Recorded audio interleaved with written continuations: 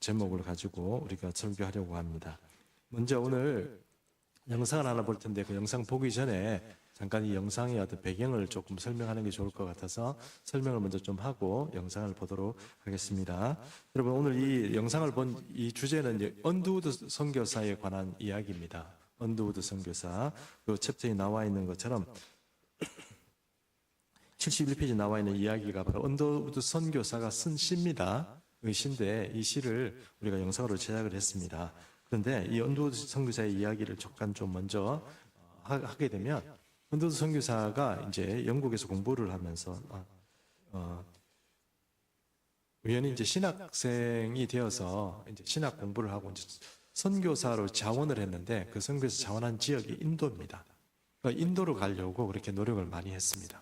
그래서 어떻게 기회를 보고 이제 인도를 가려고 그렇게 많이 노력을 했는데, 인구도 많고 뭐 땅도 넓고 이러니까 인도를 가는 게 좋겠다 이런 생각을 하고 인도를 이렇게 가려고 하는데, 어느 날 그 선교 모임 중에 어떤 사람이 조선이라는 나라에 대해서 소개를 한 거예요. 근데 이 언더우드 선교사의 마음에 조선이라는 이름이 계속 남아 있는 겁니다. 자기는 모르게, 근데 나는 인도를 하나님께서 부르셨으니까 인도로 가야 되니까 조선은 누가 다른 사람이 갔으면 좋겠다 이런 생각이 들었어요. 그리고 주변 지역에 조선이라는 나라가 있는데 자기가 소개를 하면서 좀 선교사 좀 가라, 이렇게 뭐 주변에 있는 선교사들을, 선교 지원자들에게 좀 조선 좀 가라고 이렇게 막 이렇게 재촉을 했는데도 아무도 조선이라는 나라를 가려고 하지 않는 거예요. 그리고 조선이라는 나라가 서양에 좀 많이 안 알려져 있으니까 사람들의 생각이 그렇게 생각하는 거죠. 조선이라는 나라는 아직 선교를 할 지역이 아니다.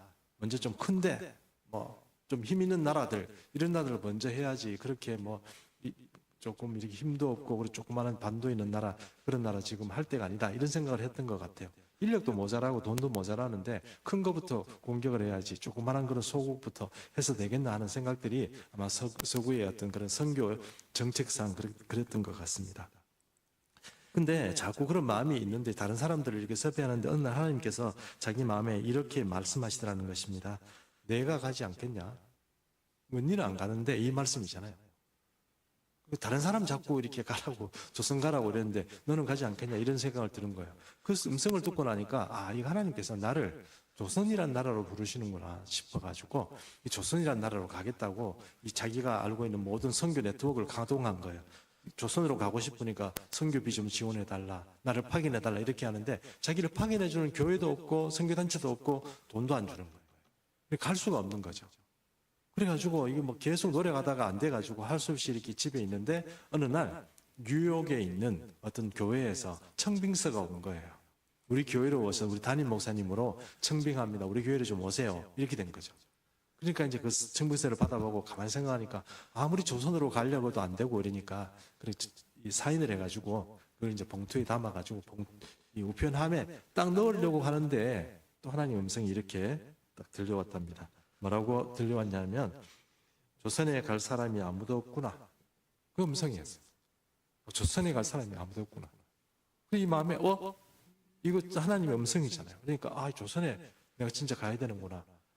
근데 지금 노력을 했는데 안 됐지만 그래도 가야 되는구나 생각이 들어서 넣으려고 하다가 다시 철회를 하고, 그래서 이제 여러 군데 알아보니까 이제 북미 장로교에서 이제 파견을 해준 겁니다. 그래서 우리나라에 들어왔습니다. 언제 들어왔느냐? 1885년 4월 부활절 날 이분이 이 부활주일에 우리 이제 제물포항에 들어왔습니다. 자, 제물포항에 들어와 보니까 이 선교 현장이 너무 열악한 거예요. 냄새도 많이 나죠. 나무 하나, 진짜 나무들도 보니까 막 비실비실한 것들이 전부 뭐 껍데기를 벗겨 먹었는지 다 형편없는 거예요. 자, 그런 현장을 보면서 이 믿음의 어떤 고백을 하고 하는 그 시입니다. 한번 영상으로 한번 만나보겠습니다. 전도와 선교. 언더우드 선교사의 글. 보이지 않는 조선의 마음. 주여, 지금은 아무것도 보이지 않습니다. 주님, 메마르고 가난한 땅 나무 한 그루 시원하게 자라 오르지 못하고 있는 땅에 저희들은 옮겨와 앉았습니다. 그 넓고 넓은 태평양을 어떻게 건너왔는지 그 사실이 기적입니다. 주께서 붙잡아 뚝 떨어뜨려 놓으신 듯한 이곳. 보이는 것은 고집스럽게 얼룩진 어둠뿐입니다.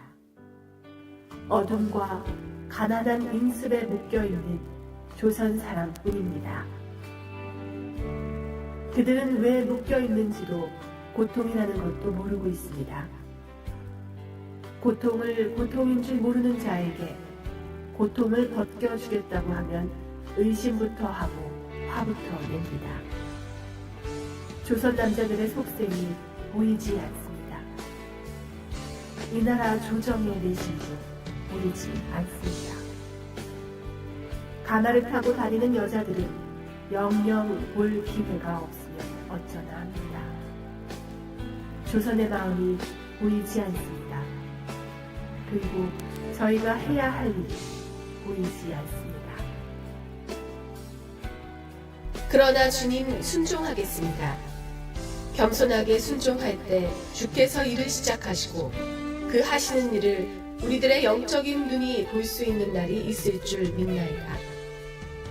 믿음은 바라는 것들의 실상이요 보지 못하는 것들의 증거니 라고 하신 말씀을 따라 조선의 믿음의 앞날을 볼 수 있게 될 것을 믿습니다. 지금은 우리가 황무지 위에 맨손으로 서 있는 것 같사오나 지금은 우리가 서양 귀신 양귀자라고 손가락질 받고 있사오나 저희들이 우리 영혼과 하나인 것을 깨닫고 하늘나라의 한 백성 한 자녀임을 알고 눈물로 기뻐할 날이 있음을 믿나이다. 지금은 예배드릴 예배당도 없고 학교도 없고 그저 경계와 의심과 멸시와 천대함이 가득한 곳이지만 이곳이 머지않아 은총의 땅이 되리라는 것을 믿습니다. 주여, 오직 제 믿음을 붙잡아 주소서.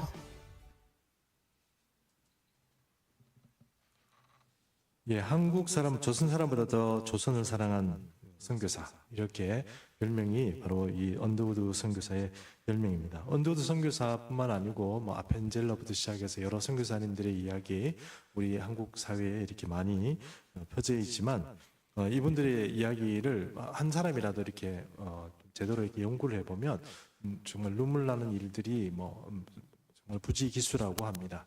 이 언더우드 선교사와 그의 부인과 함께 이 땅에 다니시면서 그렇게 선교 활동을 하고 그렇게 했던 거 보면 오늘 이렇게 많은 이야기를 할 수가 없어서 잠깐 그분의 이야기를 잠깐 이렇게 우리가 오늘 이렇게 소개를 받았습니다만 정말 눈물 나면서 이 눈물 나는 그런 일들이 참 많았습니다. 여러분, 영혼을 사랑하는 것이 쉽지 않습니다.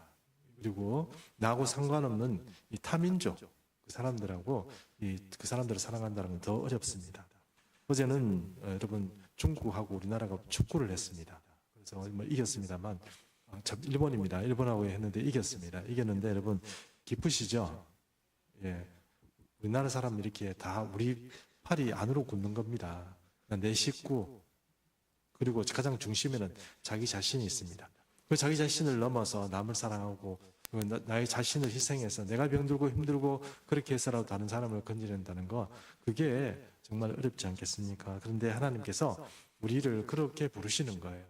그래서 오늘 우리는 전도와 선교에 관해서 성경 말씀이 뭐라고 말씀하고 있고 또 우리가 이 말을 따라가기 위해서는 어떻게 살아야 될까 하는 것들을 우리가 오늘 말씀을 통해서 한번 살펴봤으면 좋겠습니다. 이슈 1번입니다. 왜 전도하고 선교해야 합니까? 라는 것입니다. 마태복음 28장 18절에서 20절 말씀 우리가 읽었습니다만 제가 다시 한번 읽어보겠습니다. 예수께서 나와 말씀하여 이르시되 하늘과 땅의 모든 권세를 내게 주셨으니 그러므로 너희는 가서 모든 민족을 제자로 삼아 아버지와 아들과 성령의 이름으로 세례를 베풀고 내가 너희에게 분부한 모든 것을 가르쳐 지키게 하라. 볼지어다 내가 세상 끝날까지 너희와 항상 함께 있으리라 하시니라 하는 제목의 말씀이었습니다. 이 성경 본문의 별명은 대위임령입니다. 예수께서 승천하실 때 제 아들에게 자신의 사역을 위임하셨다고 붙여진 것입니다. 그래서 이 대위임령은 예수님께 이 말씀을 들었던 사도들뿐만 아니고 오고 오는 모든 세대의 제자들에게도 주시는 말입니다. 우리도 그런 예수님을 따르는 제자로서 바로 주님 세례를 베풀고 그런 일들을 사람들을 가르치고 그렇게 해야 되는 그 일에 우리도 종사해야 하는 것입니다. 또한 이 명령에서 복음의 대상과 목표가 명시되어 있습니다. 즉 복음의 대상은 모든 민족이고 복음 전파의 수준은 예수님의 말씀을 지키는 제자들로 만드는 것입니다. 복음이라는 것 자체가 여러분 사람들이 내가 내 주변에 있는 사람들만 전도하자 이런 게 아니고 이 세상 사람들이 다 주 예수 그리스도의 그 통치에 복종할 수 있도록 그렇게 우리가 끝까지 선교해야 되고 우리가 죽을 때까지 일해야 되는 것, 그것이 바로 복음 전도다 이렇게 말할 수 있는 것이고, 또 그 수준은요 그냥 교회로 데리고 간다 이렇게 물론 먼저 교회부터 데리고 와야 되겠지만 예수님을 믿고 정말 제자로서 우리와 똑같은 그런 어떤 길들을 걸을 수 있도록 만들어가는 것, 그것이 바로 어떤 전도고 선교다 이렇게 말할 수 있는 것입니다. 그러나 이런 복음의 전파의 명령이 마태복음에만 있는 것은 아닙니다. 사복음서에서는 각기 다른 방식으로 복음 전파를 명령하고 또 명령을 기술하고 있습니다. 마가복음 16장 15절 함께 읽습니다. 시작.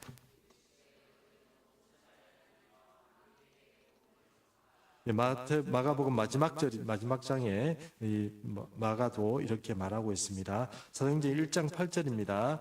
1장 8절은 이제 누가복음의 저자인 누가가 쓴 게 사도행전 아닙니까? 그래서 누가복음도 동일한 어떤 말을 하고 있다 이렇게 생각하시면 되겠습니다. 사도행전 1장 8절 함께 읽습니다. 시작.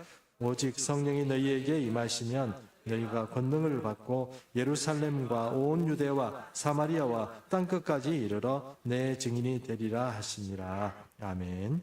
네, 또 요한복음 20장 21절입니다. 같이 읽습니다. 시작. 예수께서 또 이르시되 너희는 듣지어다. 아버지께서 너희를 보내신 것 같이 나도 너희를 보내노라.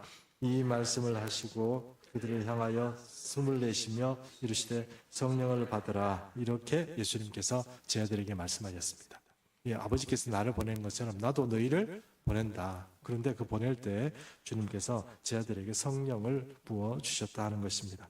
그러므로 이 사역의 이 선교와 전도의 현장에 제일 중요한 것이 있으면 여호와의 신 성령입니다. 이 성령께서 함께 하실 때 하나님의 역사가 드러나고 많은 사람들이 변화받고 또 예수님을 믿게 되는 그런 역사가 있다는 것입니다. 여러분 세상에서 아무리 말이 언변이 좋고 타고난 사람이라고 하더라도 이 복음을 전하는 데는 매우 힘듭니다. 왜냐하면 그 복음이라는 것은 사람의 언어나 지혜로 할 수 있는 게 아니기 때문입니다. 그러므로 어떤 사람들이 이렇게 얘기합니다. 조금 똑똑한 사람이 해야지, 목사님이 해야지 전도를. 나는 좀 이렇게 언변도 좀 약하고 나는 좀 사람들하고 좀 친화력도 좀 떨어지고 그러니까 목사님이 하고 또 내가 좀 잘하는 사람이 하고 이렇게 생각하는데 여러분 그렇지 않습니다. 여러분 말 잘하는 사람 전도 잘하는 거 봤습니까? 저는 못 봤습니다. 혹시 여러분 보셨는지 모르겠지만 그렇지 않습니다. 진심으로 대하고 기도하고 준비하면 하나님께서 그 영혼을 그 사람에게 붙여주는 것입니다. 그러므로 성령의 은혜 가운데서 전도를 하도록 그렇게 우리가 해야 할 것입니다. 이슈 두 번째입니다. 무엇을 전도하고 선교해야 합니까? 마가복음 1장 1절 말씀인데요. 또 한번 읽어보겠습니다. 시작. 하나님의 아들 예수 그리스도의 복음의 시작이다. 이랬습니다. 이스라엘 백성들을 통해서 만민을 구원하려는 계획은 메시아 예수께서 오신 이후에 그 내용이 바뀌게 되었습니다. 여러분 아시는 것처럼 전 인류사에서 하나님의 백성이 되고 구원을 얻을 수 있는 유일한 그 족속이 유대인입니다. 다른 족속은 죄를 해결할 방법이 없고 죄가 해결이 안 되면 구원이 없는 겁니다. 아시는 것처럼 제사제도가 있고 성전이 만들어져 있고 그렇게 이스라엘 백성들을 그렇게 하나님께서 특별한 제사장 민족으로 삼아서 2000년까지 그러니까 지금부터 2000년 전까지 운행을 해 오셨습니다. 그러나 이스라엘 백성들이 제대로 사역을 하지 못하고 그들이 빛이 되어야 되는데 빛이 되지 못하고 오히려 나그네와 가난한 사람, 과부들을 핍박하고 하나님의 어떤 그런 역사를 오히려 오염시켰기 때문에 그들은 버림받고 그래서 하나님 예수 그리스도의 메시아가 오심으로부터 시작해서 이것이 온 모든 사람 하나님의 나라의 열매를 맺는 모든 사람에게 전해지게 되었습니다. 이게 복음입니다. 너도 이제 예수님을 믿으면 구원받을 수 있다. 이게 바로 복음이라는 것입니다. 복음의 내용이 예수 그리스도 십자가 부활과 같은 메시아 사역과 관련된 것으로 변화되었습니다. 신약 시대에 와서 이루어진 복음 전파의 내용은 다음과 같은 것입니다. 자, 복음의 내용들을 아주 좀 몇 개만 핵심적으로 이렇게 만들었습니다. 한번 보겠습니다. 첫 번째는 하나님으로부터의 구원입니다. 요한복음 3장 16절 함께 읽습니다. 시작. 하나님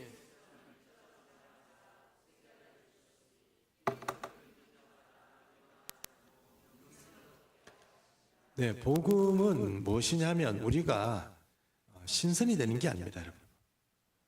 세상에서 이렇게 만나서 이렇게 보면 이 종교심이 많은 분들, 특별히 또 이렇게 오랫동안 도를 닦거나 종교에 귀의하신 분들 보면 굉장히 이 도덕적인 어떤 그런 것을 뛰어나신 분이고 탁월한 분이 많이 계세요. 근데 여러분 그렇게 하더라도 구원을 못 받습니다. 왜냐하면 구원은 만들어가는 게 아닙니다. 내가 선택하는 게 아니에요. 내가 이 신을 선택하고 저 신을 선택해가지고 내가 이거 제대로 잘 선택했네 이래가지고 여러분 구원 받는 게 아닙니다. 구원은 오로지 하나님으로부터 오는 거예요. 하나님께서 우리에게 구원을 베풀어 주시고 그 구원을 받아들이는 사람에게 구원이 있는 것이지. 이 세상에 나가서 참 제가 만나면 좀 어려운 사람이 어떤 사람입니까? 비교 종교를 하는 분이. 비교 종교. 이런 게 좋고 저런 게 좋고 교회가 왜 이래야 되냐 자꾸 그런 것만 하시는 분이 계시는데 좀 제대로 한번 믿어봤으면 좋겠다 이런 생각이 드는데 그렇게 말을 해도 잘 이해를 못 하시겠지만 어쨌든 여러분 하나님이 우리에게 주시는 거예요. 우리가 선택할 수 없는 거예요. 우리가 선택해서 구원받는 게 아닙니다. 우리가 어떤 신을 선택하면 그 길이 연결돼 가지고 저 하늘 가는 게 아닙니다. 다 없고 오직 하나님께서 딱 한 길 메시아 예수를 우리에게 주심으로 그것만 구원이 되는 거예요. 우리가 별로 인생 살아가면서 믿음이 떨어질 때도 있고 낙심할 때도 있고 살아가다 보니까 기도하라 해가지고 목사님이 기도하라 해가지고 열심히 기도했는데 별로 응답도 안 되는 것 같고 사는 것도 너무 어렵고 자꾸 질병만 들고 아이들도 자꾸 애먹이고 이렇게 있을 때 우리는 어떤 생각합니까? 주님이 안 계시나 이런 생각할지 모르겠는데 그러나 여러분 잘 생각해 보십시오. 지금 우리가 그런 시기를 다 겪어왔는데 힘들다고 해서 우리가 이 믿음을 포기할 수는 없잖아요. 우리가 이 영원한 구원 때문에 이거 하나님이 우리에게 주신 거 이것 때문에 우리가 붙잡고 있는 거지 내가 어떻게 해서 그것 때문에 우리가 붙잡고 있는 게 아니라는 것입니다. 어쨌든 하나님은 하나님으로부터 우리에게 주시는 그 구원을 우리가 받을 수 있는 것입니다. 어떻게 받습니까? 믿음으로 구원을 얻습니다. 사도행전 16장 31절 시작. 이르되 주 예수를 믿으라 그리하면 너와 내 집이 구원을 그렇습니다. 주 예수를 믿는 것으로 구원을 얻는 것입니다. 주 예수를 믿게 되면 어떻게 됩니까? 죄 사함의 원리가 있습니다. 로마서 3장 23절부터 있습니다. 시작. 모든 사람이 죄를 범하였으니 하나님의 영광에 이르지 못하더니 그리스도 예수 안에 있는 성령에 말미암아 값없이 의롭다 하심을 얻은 자 되었. 예수 그리스도를 이제 믿음으로 죄가 사해지는 거죠. 그 사해지는 것은 다른 것으로는 죄를 살 수 없는데 예수님의 그 어떤 공로로 인해서 우리가 속량함을 받습니다. 그러니까 내가 노예로 잡혀 있을 때 그 노예를 탈출할 수 있는 방법은 내가 빚진 것을 갚아주는 방법밖에 없어요. 그것을 누가 해주신 것입니까? 예수님이 해주신 거예요. 누구에게 팔렸습니까? 마귀에게 팔렸습니다.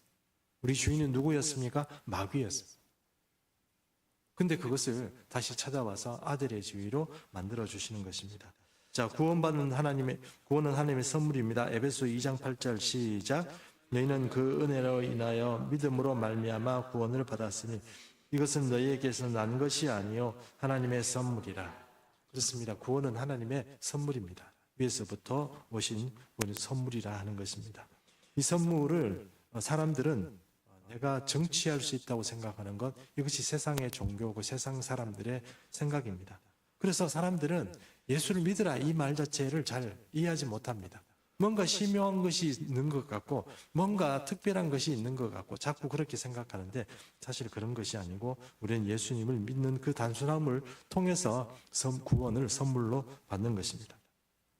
자, 그렇게 되면 하나님의 자녀가 되는 권세를 얻습니다. 요한복음 1장 12절 시작. 영접하는 자 곧 그의 이름을 믿는 자들에게는 하나님의 자녀가 되는 권세를 주셨으니. 그렇습니다. 여러분, 요즘 제가 한 번씩 이렇게 유튜브 짤을 한 번씩 보거든요. 쇼츠란 거 있잖아요. 그렇게 보다 보니까 저는 고양이나 개나 아니면 뭐 펭귄 뭐 이런 짐승들 나오잖아요. 그 짐승들이 막 고통당하고 뭐 길거리에 버려지고 이런 거 보면 그런 거 이렇게 또 이렇게 데리고 와가지고 치료해주고 먹이고 뭐 보살펴주고 막 이런 혹시 보셨습니까? 보셨겠죠? 그 보면 어떤 생각이 듭니까? 저희 집에는 개를 안 키웁니다. 근데 저는 조금 이해 못하는, 그래서 그런지 모르지만 좀 이해 못하는 게 어떤 거냐면 사람 엄마가 어느 날 개 엄마가 돼 있어요. 엄마다 엄마다 하고 이러는데 보면 개 보고 엄마다 엄마다 하고 이러거든요. 그리고 이 자녀들이 있잖아요. 자녀들도 서열을 매겨놨어요. 오빠다 이러고 뭐 아니면 동생이다 하고 뭐 이런 개를 그렇게 한다는 거예요. 개가요, 여러분, 사람 집에 들어가서 완전히 사람처럼 대우를 받아요. 근데 그보다 더 형편없는 인간들이 주인의 그 사랑하는 우리 하나님의 그 마음 가운데서 품어주셔가지고 우리를 치료하시기도 하고 우리를 자녀 삼아 주시는 거예요. 우리하고 정말 그 격이 완전히 다르신 분인데도 우리에게 그런 은혜를 주시는 것입니다. 별로 좋은 예는 아니지만 여러분, 그럼에도 불구하고 우리가 짐승을 불쌍히 여기고 그걸 거두어가지고 내가 먹이고 살리고 치료해주고 이렇게 생각해 보세요. 그리고 그것도 족보도 만들어줘가지고 집에서 오빠도 만들어주고 뭐 언니도 만들어주고, 그게 여러분 참 너무 웃기는 일인 것 같지만 그 잘 생각해 보면 그게 하나님이 우리에게 향하신 그런 마음이라는 것입니다. 자, 그 다음에 풍성한 삶을 살게 됩니다. 요한복음 10장 10절입니다. 시작. 도둑이 오는 것은 도둑질하고 죽이고 멸망하려는 것이 뿐이요 내가 온 것은 양으로 생을 다 풍성히 얻게 하려는 것이라. 아멘. 여러분, 제가 목회를 하다 보니까 여러 이제 분들을 많이 만나는데요. 제일 이제 마음 아픈 게 이제 갑자기 병이 나거나 집안에 어떤 어려움이 있거나 아니면 삶이 좀 잘 안 풀려가는 그런 분들을 만날 때마다 되게 힘들어요. 저는 아무렇지 않고 이렇게 아이스한 사람 같죠? 안 그래요, 여러분. 목사들이 그래 안 되더라고요. 목사 되고 나니까. 잘 어떻게 해결할 방법이 없는 거죠? 나름대로 끙끙 앓긴 하지만 그게 해결이 안 돼요. 근데 여러분, 확실하게 우리가 알아야 될 게 있는데 우리 삶에, 우리 믿음의 사람이 살아가는 이 삶에 우리를 망치려고 하는 존재가 분명히 존재합니다. 그게 마귀예요. 세상의 신이고 그게 악마입니다. 더러운 귀신이고요. 얘들이 우리를 망치려고 하는데 얘들은 강도 같아요. 강도 치고 사기치고 거짓말하고 이렇게 해서 우리의 것을, 우리의 영적인 유산도 마찬가지고 이 마음의 유산과 삶의 어떤 것들도 모든 것이 바로 마귀가 우리에게 도둑질해가는 거예요. 여러분, 자꾸 하나님한테 왜 자꾸 안 주시냐고 그러지 마세요. 하나님 안 주시는 거 아니에요. 주시지만 누가 뺏어갑니까? 마귀가 뺏어가는 거예요. 그 강도가 뺏어가는 거예요. 도둑이 뺏어가는 거예요. 왜 하나님 나는 안 주세요? 이렇게 하지 마시라고. 하나님이 여러분에게 안 주실 리가 없잖아요. 예수님도 보장하지 않습니까? 구하라 그러면 너에게 주실 것이요, 찾으라 그러면 너에게 찾을 것이요, 문을 두드리라 하면 너에게 열릴 것이라. 너희가 악한 자라도 자식이 좋은 것을 달라고 하면 악한 자라도 주는데, 떡을 달라고 그러는데 뭐 돌을 주며 뭐 고기를 달라고 그러는데 정갈을 주겠냐? 그런데 심지어 하나님께서 그렇게 하시겠냐 이렇게 말씀하시잖아요. 왜 하나님한테 왜 나는 이렇게 안 해주세요? 이렇게 하지 마세요. 여러분, 도살이고 여러분의 것을 도둑질해가는 마귀가 있는 거예요. 그러므로 우리가 하나님의 자녀가 되면 바로 이 마귀가 만들어 온 이 덫을 이겨낼 수 있는 힘들이 우리에게 공급되는 거예요. 이제 정신 차리고 우리가 뺏기지 않아야 되지. 이 하나님이 주시는데 그걸 우리가 뺏기면서도 왜 하나님 자꾸 안 주시냐고 그러면 주님이 안 주시는 일은 없다는 거예요. 이제 좀 믿음으로 주님 앞에 기도하시기 바랍니다. 기도해봤자 소용없다. 이건 마귀가 주는 건가요? 기도하면 주십니다. 아멘 하십시오. 그게 네, 이제 기도로 한번 승부수를 내보십시오. 마귀가 그렇게 해서 우리를 기도 못하게 하고 기도 자리 나가면 자꾸 낙심시키고 딴 생각 넣게 하고 그렇게 하는 거 아닙니까? 그 마귀의 수작에 걸리는 거예요. 그렇게 하시면 안 됩니다. 하나님은 우리에게 주시지만 마귀에게 뺏기지 말아야 됩니다. 하나님 우리에게 풍성하게 주시는. 나는 이런 분들이 계세요. 나는 좀 이렇게 풍성한 걸 누려도 될까? 나는 그냥 뭐 이렇게 좀 아껴 쓰고 항상 박하게 살고 그렇게 살아야 되는 삶이 좀 나의 운명이 아닌가 이렇게 생각하는 분이 계신데 왜 그렇게 사세요? 하나님께서 그렇게 여러분의 삶을 규정했다고 생각하십니까? 풍성하게 살도록 해주시는데 다시 말씀드리면 빼앗기는 거예요. 그러니까 풍성한 내게 자꾸 부족한 거예요. 그러므로 여러분 이제 이 하나님의 구원을 받은 이 길에 서 있는 우리가 이것 자체는 우리가 분명하게 알고 살아야 되겠다 하는 것입니다. 주님 우리에게 풍성한 삶을 허락하신다는 것입니다. 그 다음에 영원한 삶을 주십니다. 고린도후서 5장 1절 말씀 읽습니다. 시작.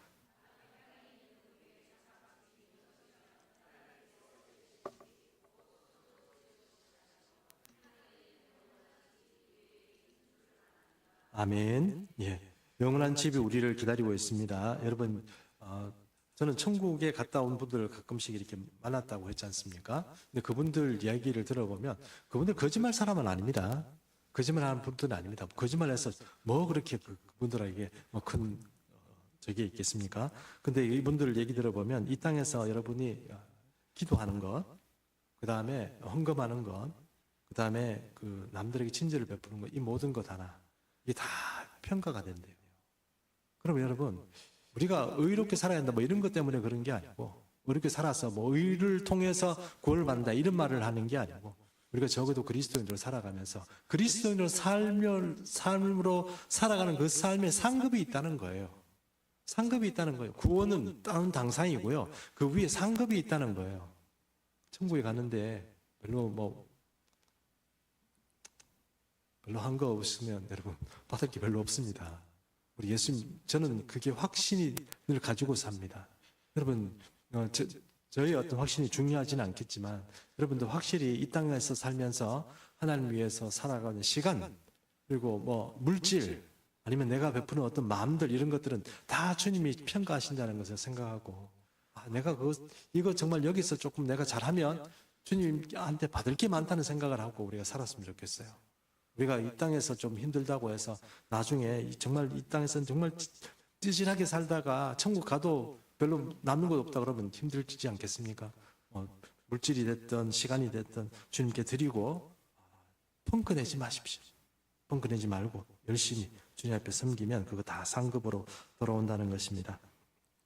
자, 그 다음에 참 자유의 삶입니다. 요한복음 8장 32절입니다. 시작.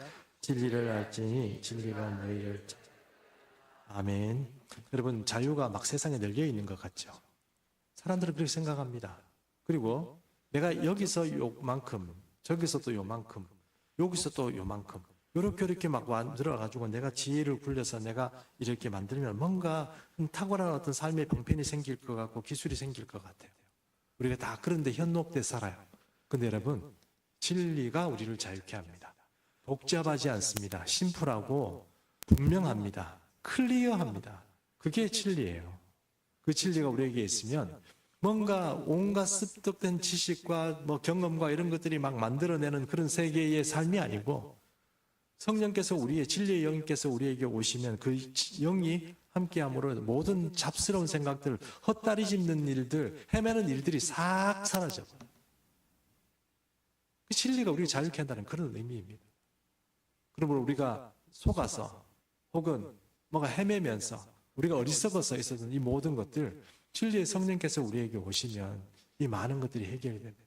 심지어 길을 갔다가 내가 이 길을 가야 되나 저 길을 가야 되나 헷갈리는 그런 경우에도 주님 우리에게 분별력을 주십니다. 여러분 요즘 쇼핑 많이 하시죠? 쇼핑 많이 안 하세요? 안 하시면 다행인데 쇼핑하시다 보면 이걸 할까 저거 할까 요즘 똑같은 가격도 엄청나게 많이 올라오고 그러니까 뭐가 생깁니까? 선택장애가 생겨요. 이걸 해야 되나 저거 해야 되나 이런 1원이라도 사고 배송비 안 받고 이런 그런 거 계속 막 그렇게 생각하면서 막 그렇게 생각하지만, 그런 것도 잘하시는 분도 잘하시더라면 여러분 더 중요한 게 있습니다. 선택 장애가 없어집니다. 분명해지니까. 여러분 우리가 예수 믿으면서 진리가 우리를 자유케 하는 그런 은혜 가운데 살았으면 저는 좋겠습니다. 그러면 걱정도 없어지죠. 염려도 없어지고 두려움도 없어집니다. 그냥 주님이 주시는 은혜 가운데서 화평하게 그냥 닥치는 대로 막 하면 막 그냥 일이 열리고 그냥 길이 열리고 문이 열리는 거예요. 그런 은혜의 삶이 하나님의 자녀, 구원받을 자녀에게 있는 것입니다. 그럼 오늘 이 말씀들을 잘 생각하고 우리도 이런 삶을 살아야 되겠고 이것을 사는 사람에게 전해야 됩니다. 혹시 우리가 이 복음의 말씀 가운데 우리가 결격 사유가 있다면 다시 한번 자신을 세워야 한다는 것입니다. 여러분 세상에 나가면 우리보다 잘 사는 사람 많습니다. 우리보다 똑똑한 사람 많습니다. 우리보다 더 번듯한 사람도 많아요. 그런 사람 볼 때 어떤 생각이 듭니까? 나는 지방대 나왔는데 저 사람은 서울대 나왔어요.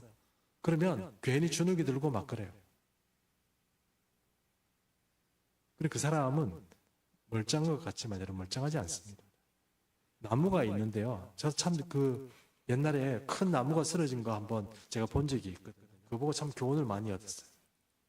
이 나무가 캘리포니아에 가면 나무가 엄청 커요. 그래서 사람이 한 20명 정도 이렇게 손을 잡고 이렇게 막 밑둥을 이렇게 해야 되는 그런 나무가 있거든요. 쓰러져 있어요. 쓰러져 있는데 이파리는 어떤지 아세요? 이파리는 쓰러져서 있으면 나무가 뿌리가 퍼pe가 쓰러져 있으면 그 이파리가 막 다 죽어가야 되잖아요. 이파리가 파랗게 살아남아요. 근데 여러분 그 나무가 정말 살아있는 나무예요. 죽어있는 나무입니다. 죽음의 현상이 조금씩 나타나요. 그래서 여러분 세상 사람들 이렇게 지나다니면서 한번 보십시오. 그들에게는 보장되는 게 없습니다. 미래가 없고 장래가 없기 때문에 그냥 살아요. 그냥 우리 생각에는 같이 어울려 살다 보니까 우리하고 똑같구나 생각하지만 그렇지 않습니다. 그 사람들은 죽어가는 거예요. 이것을 먼저 영적인 눈으로 봐야 그들이 불쌍해 보이는 거예요. 그렇지 않으면 내보다 낫다고 생각하는 거예요. 나보다 괜찮네, 나보다 잘 사네, 뭐 이렇게 생각하는 거예요. 그렇지 않습니다. 그러므로 여러분 쓰러진 나무처럼 지금 이파리가 좀 파릇파릇하고 지금 살아있다고 해서 그 사람이 제대로 살고 있는 게 아니라는 것입니다. 여러분 우리는 영생을 살아갑니다. 예수 그리스도라는 거기에 우리가 심겨진 채로 영생을 살아가는 것입니다. 시편 23편에 나오는 물가에 심긴 나무가 있습니다. 근데 그 나무의 영어로 그것을 보면 이게 수동태입니다. Planted tree입니다. 그러니까 식재한 심은 나무라는 뜻입니다. 우리는 그리스도에서 구원받음으로 인해서 심은 나무입니다. 그러나 일본적인 어떤 나무들은 쓰러진 나무입니다. 우리가 하나님으로부터 오는 그런 생명의 물을 늘 공급받으면서 살아갈 수 있는 것이 우리고, 뿌리가 뽑혀서 쓰러진 나무가 세상 사람이라 하는 것입니다. 그들에게는 영원히 없습니다. 그러므로 오늘 우리가 선교하고 전도해야 합니다. 아무렇지 않은 게 아닙니다. 그들에게도 주님이 필요합니다. 그냥 숨겨진 것밖에 없어요. 우리가 육신적인 눈으로 보니까 괜찮은 것처럼 보이지만 그들도 아픔이 있고 그렇습니다. 여러분 우리가 목요전도 나가서 이걸 들고 가서 사역일을 애들한테 전하고 막 지나가는 어떤 분한테도 교육 오시라고 이렇게 하면서 했습니다만 처음 생각은 한 10개 가져가면 되겠나 이렇게 생각했어요. 근데 이게 너무 잘 나갔어요. 막 영접하고 막 이러는 거예요. 이거 영접하면 이거 준다 이렇게 얘기한 것도 아닙니다. 근데 붙잡아서 막 영접시키고 막 이렇게 했습니다. 애들도 영접하고 이래가지고 엄마 드려라 이러고 막 주고 이랬거든요. 거의 한 20개 가까이 정도 나간 것 같아요. 근데 여러분 주변에 오늘 한번 교회 학교하고 다 이렇게 한번 둘러보십시오. 그 20명 중에 한 명이라도 온 사람이 있습니까? 없습니다. 아무도 없어요. 신랑하거나 안심할 그런 문제가 아니고 여러분 사람의 마음을 여는 게 엄청 어렵습니다. 제가 아까 말씀드린 것처럼 우리 교우들 중에도 마음이 힘들어가지고 못 온 분이 계십니다. 이 마음이 안 열려가지고 이게 어려운 거예요. 그분을 그 마음을 열고 우리가 말하는 이 복음을 들으면 좋겠는데 그 마음이 안 열리는 게 많아요. 오포지역 나가서 만나는 사람마다 다 여러분 뭐가 닫혀 있는지 아시죠? 마음이 닫혀 있는 거예요. 이 마음을 여는데 우리의 세치의 효나 하여튼 그으로서는 이게 불가능한 거예요. 그러므로 우리가 이제는 주님 앞에 정말 기도하며 성령의 은혜 가운데서 이 복음을 전해야 될 것입니다. 주님이 안 열어주시면 우리 방법 없어요. 자, 오늘 우리가 한번 이제 마지막으로 결단 찬송 부르시면서 한번 우리 기도하는 시간 좀 가졌으면 좋겠습니다. 결단 찬송